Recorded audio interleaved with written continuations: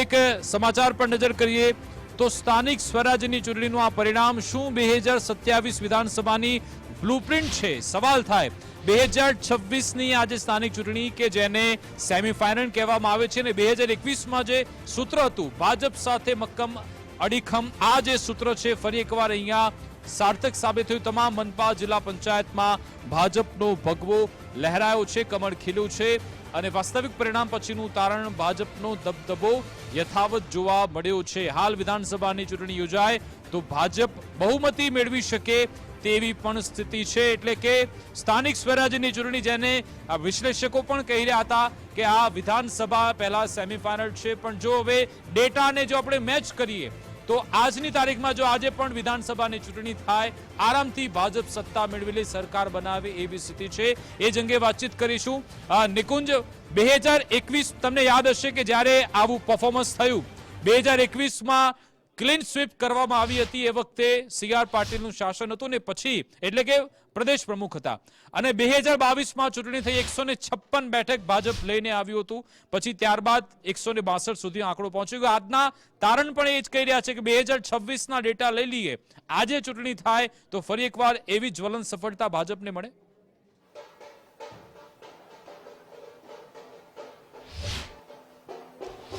જી, એટલા માટે જ સ્થાનિક સ્વરાજની આ સંસ્થાઓની ચૂંટણી લિટમસ ટેસ્ટ કહેવાતો હોય છે, પ્રી એક્ઝામ કહેવાતી હોય છે, નેટ પ્રેક્ટિસ કહેવાતી હોય છે, કારણ કે તેના ઠીક સમય બાદ ગુજરાતની વિધાનસભાની 2027ની ચૂંટણી આવી રહી છે અને સૌ માટે આ પરીક્ષાની ઘડી હોય છે.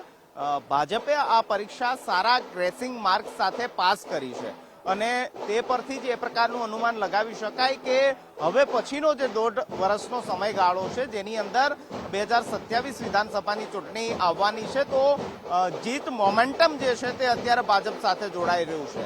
ક્રિકેટ મેચની અંદર પણ એવું જ જોવા મળતું હોય છે કે કોઈ સિરીઝ હોય અને સિરીઝની અંદર 2-3 મેચો જો કોઈ ટીમ સારું પરફોર્મન્સ કરે તો તેની સાથે એ જીતનું મોમેન્ટમ જોડાઈ જતું હોય છે. કાર્યકર્તાઓની અંદર એ ઉત્સાહનો સંચાર જીતના આધારે થતો હોય છે.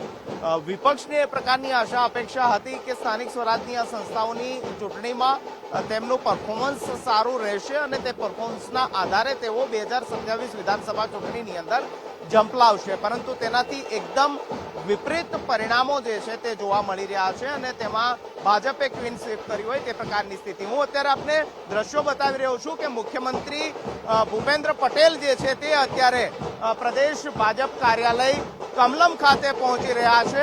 આ એક્સક્લુઝિવ દ્રશ્યો ગુજરાત ફર્સ્ટ પર મુખ્યમંત્રી ભૂપેન્દ્ર પટેલ, નાયબ મુખ્યમંત્રી હર્ષ સંઘવી અને પ્રદેશ ભાજપ અધ્યક્ષ જગદીશ વિશ્વકર્મા અત્યારે હાલ પ્રદેશ ભાજપ કાર્યાલય કમલમ ખાતે આ જીતના ઉજવણી માટે, જીતના જશ્ન માટે પહોંચ્યા છે.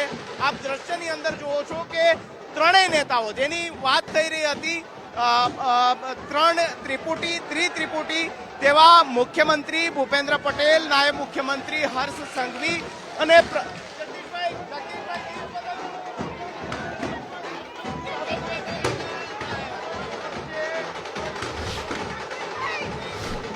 નાયબ મુખ્યમંત્રી પહોંચ્યા છે.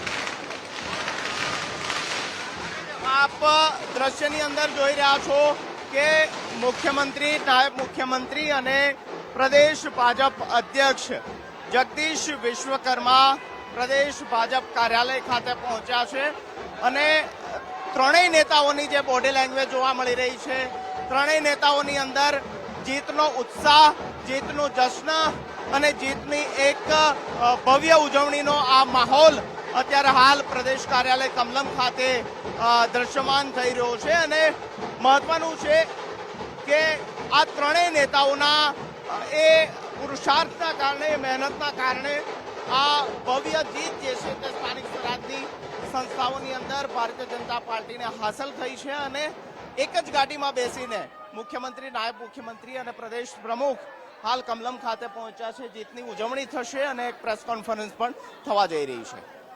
આભાર નિકુંજ, અમારી સાથે જોડા બદલ. ત્યાંથી આગળ પણ અપડેટ્સ આપની પાસેથી મેળવતા રહીશું.